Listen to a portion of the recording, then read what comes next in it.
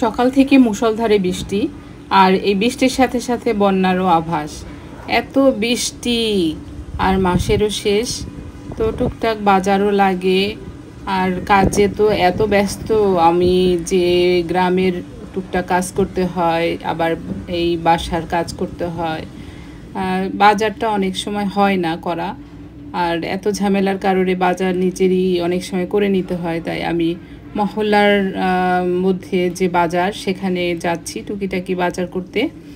তো বের হব কিভাবে, এই যে কি যে বৃষ্টিতে আর মানে বের হওয়া যাচ্ছে না। তারপরও করার কিছু নাই, ছাতাটা নিয়ে বের হলাম। হালকা টুকিটাকি কিছু জিনিস লাগবে তাই বের হলাম, না হলে বের হতাম না। কারণ মুষলধারে বৃষ্টি, বের হওয়া খুবই কঠিন। আর আমি যাচ্ছি, সামনেই দেখতে পাচ্ছেন যে এই আমার বাসা থেকে 4-5 পা সামনেই হচ্ছে মহল্লার বাজার।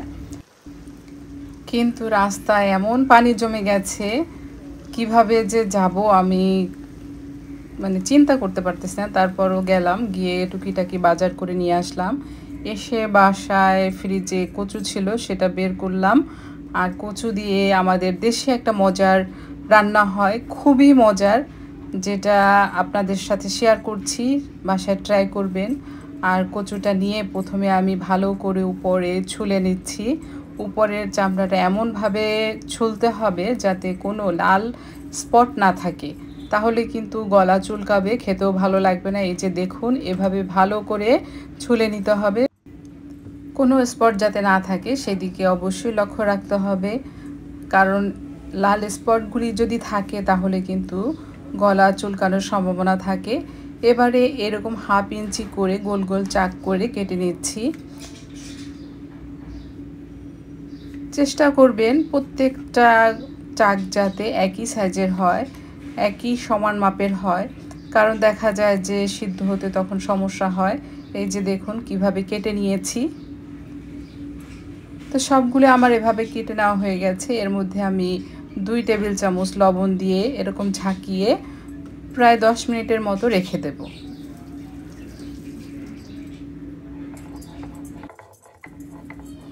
চাপা শুটকি আজকে এই বৃষ্টির দিনে এই খিচুড়ি রান্না হবে, তার সাথে চাপা শুটকি খুবই মজার। তো আজকে আমি শুটকি ভুনা করব, এর জন্য চাপা শুটকি বেটে নিচ্ছি শিলে। আর এই যে চাপা শুটকিটা ভালো করে পরিষ্কার করে পানিতে ভিজিয়ে রেখেছিলাম, দেখতেই পাচ্ছেন। আর এটা কিন্তু খুবই মজার হয়, এভাবে মিহি করে বেটে নিতে হবে। আর এত মজার লাগে যে 1 প্লেট ভাত খাওয়া হয়ে যায়। আর খিচুড়ির সাথে তো কি আর বলবো, এত মজার এত মজার। এই যে বেটে নেওয়া হয়ে গেছে, আর এখানে যে খিচুড়ির চাল আর ডাল মিক্স করে নিয়েছি। আর এখানে আছে মশলা, গরম মশলা কচু রান্না করার জন্য, আর হচ্ছে গিয়ে খিচুড়ি রান্না করার জন্য।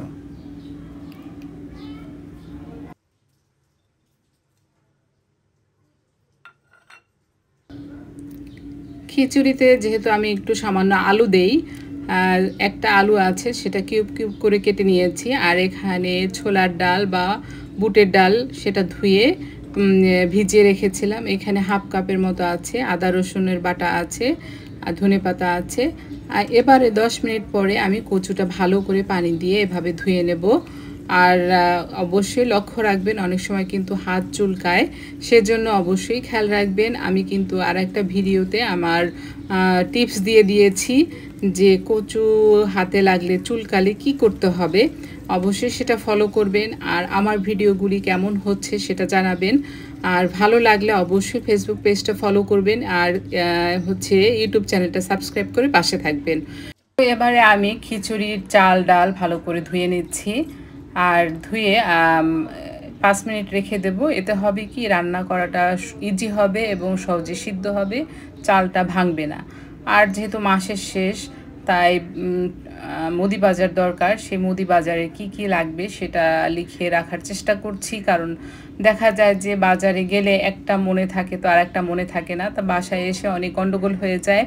তাই লিখে নিচ্ছি মাসিক বাজারের যে তালিকাটা সেটা। আর লিখে নিলে হয় কি, কোনোটা মিস হয় না, সবটাই ঘরে আসে। কারণ দেখা যায় হাতের কাছে না থাকলে অনেক সময় মহল্লার বাজারেও গিয়েও অনেক দাম দিয়ে কিনতে হয়, আর একদম ব্যস্ততার মধ্যে পড়তে হয়। তো এখানে আমি কচুটা কি করেছি, ভেজে নিচ্ছি তেলে, কোনো কিছু দেইনি কিন্তু, জাস্ট ধুয়ে এভাবে তেলে একটু হালকা পরিমাণ তেল দিয়ে, যেহেতু আমি লবণ দিয়ে এটা মেখে রেখেছিলাম, তেমনটা লবণ দিতে হবে না, কারণ কচুর ভেতরে কিন্তু অলরেডি লবণ ঢুকে গিয়েছে। এভাবে লাল লাল করে কচুটা ভেজে নেব। এভাবে লাল লাল করে ভেজে নেওয়ার সময় কিন্তু সিদ্ধ হয়ে যাবে, কারণ মিডিয়াম আঁচে কচুটা ভাজতে হবে। এবারে এই যে তেলে আমি দিয়ে দিচ্ছি গরম মশলা আর 2 টেবিল চামচ পেঁয়াজ কুচি, আর এই যে দেখেন কচুটা কেমনভাবে ভেজে নিয়েছি। হালকা ভেজে নিয়ে এর মধ্যে দিচ্ছি 1 টেবিল চামচ নারকেল বাটা। আর এই নারকেল বাটাটাই কিন্তু এই কচু যে আমি মাখা মাখা রান্না করব বা ভুনা করব সেটাই কিন্তু স্বাদ বাড়ায়, অবশ্যই দিতে হবে। দিয়ে দিচ্ছি আদা রসুনের পেস্ট। এবারে হালকা পরিমাণ পানি দিয়ে দিচ্ছি যাতে মশলাটা পুড়ে না যায়, আর একটু ভুনে নিচ্ছি নেড়ে চেড়ে। এর মধ্যে দিয়ে দিচ্ছি পরিমাণ মতো হলুদের গুঁড়া, আর দিয়ে দিচ্ছি জিরা গুঁড়া, আর যেহেতু কাঁচামরিচ দিয়ে আমি রান্না করব তাই কাঁচামরিচ দিয়ে দিচ্ছি। স্বাদ অনুযায়ী এই মশলা ভুনার সময় দিতে হবে, তাহলে দেখা যায় যে কাঁচামরিচের যে ঝাল বা ফ্লেভারটা মশলার সাথে মিশে যায়, তখন খেতেও ভালো লাগে, একটা ফ্লেভার আসে। হালকা একটু লবণ দিয়ে দিলাম। এবার ভালো করে কষিয়ে নেব মশলাটা, আর এভাবে যখন কষানো হয়ে যাবে আর তেলটা উপরে চলে আসবে, সেই সময় দিয়ে দেব সেই ভেজে রাখা কচু। আর এই কচুটা দিয়ে এখন নেড়ে চেড়ে মশলার সাথে ভালোভাবে আরও 2-1 মিনিট ভেজে নেব। এই যে এভাবে ভেজে নিতে হবে যাতে মশলাটা কচুর সাথে মাখা মাখা হয়ে যায়। এখন হালকা পরিমাণে একটু পানি দিব। এই যে দেখেন কচুটা কিন্তু সিদ্ধ হয়ে গেছে। তো এই পর্যায়ে কিন্তু খুব বেশি একটা পানি দিতে হবে না, জাস্ট মশলাটা যাতে কচুর সাথে একদম গা মাখা মাখা হয়ে যায় আর খেতেও ভালো লাগে, তাই সামান্য পরিমাণ পানি দিয়ে দিচ্ছি। আর কিছুটা সময় রান্না করে নেব যাতে পানিটা একদম শুকিয়ে কচুর সাথে মাখা মাখা হয়ে যায়। এই যে এভাবে যখন মাখা মাখা হয়ে যাবে, সেই পর্যায়ে যদি হাতের কাছে ধনেপাতা থাকে তাহলে ধনেপাতা দিতে পারেন। যদি হাতের কাছে ধনেপাতা না থাকে কোনো সমস্যা নেই। তো আমার কিন্তু অলরেডি ক্ষুধা পেয়ে গেছে, কারণ এত কাজ করেছি বাজার করা হতে। তো আমার সেই খিচুড়ি প্লেটটা চলে আসছে। এখানে খিচুড়ি নিয়েছি, ভুনা খিচুড়ি, লেবু, সেই শুটকি ভর্তা, শুটকি ভুনা, আর হচ্ছে এতে দেখেন কচু, আলু ভর্তা, আবার বেগুন ভাজি। এই বেগুন ভাজি আলু ভর্তা তো আপনাদের ভিডিও ক্যাপচার করে দেখানোই হয়নি। তো আমার কিন্তু ক্ষুধা লেগে গেছে। এই যে আমি প্রথমে শুটকি ভুনাটা দিয়ে খেয়ে নিচ্ছি। এত মজার কি যে বলবো, সেটা আসলে আপনারা যদি সাথে থাকতেন আর শেয়ার করতে পারতাম তাহলে আসলে বুঝতেন যে কতটা মজার হয়েছে খাবারটা। তো এভাবে পাশে থাকবেন, ভালো থাকবেন, সুস্থ থাকবেন, আমার জন্য অবশ্যই দোয়া করবেন। কেমন হয়েছে ভিডিওটা সেটাও জানাবেন, আর ফেসবুক পেজটা ফলো না করলে অবশ্যই ফলো করবেন। ইউটিউব চ্যানেলটা সাবস্ক্রাইব না করে থাকলে অবশ্যই সাবস্ক্রাইব করবেন।